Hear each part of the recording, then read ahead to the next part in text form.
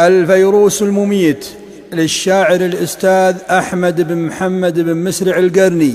عياذا إلهي من وخيم العواقب ومن كل فيروس مميت وناصب. عياذا إلهي من وخيم العواقب ومن كل فيروس مميت وناصب. تجاوز بالضر الشنيع فداحة سموم الأفاعي وامتصاص العقارب. فبات جميع الناس يخشى وقوعه ويرجو توقيه بشتى المطالب. فلا قوة تحمي ولا سلطة تقي ولا دولة ضمت قوي الكتائب ولو أحرزت مجدا بتصنيعها الذي يعد بهذا الكون ضمن العجائب. كما دولة الصين التي صار صيتها يردد في شرق الثرى والمغارب. فحل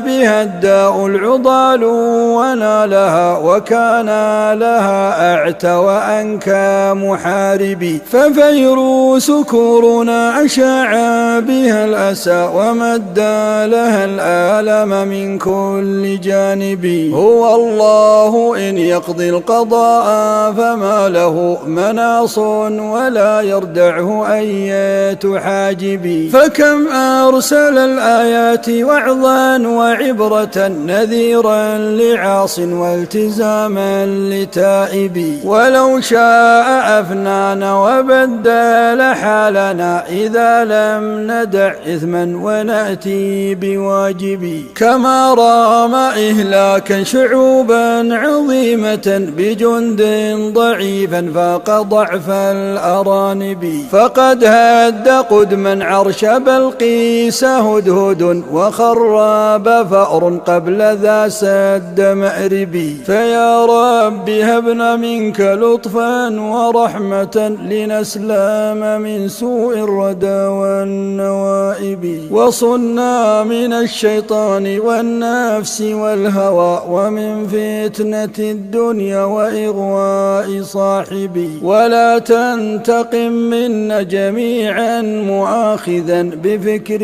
سفيه وانتهاكات خائبي. ولا تنتقم منا جميعا مؤاخذا بفكر سفيه وانتهاكات خائبي.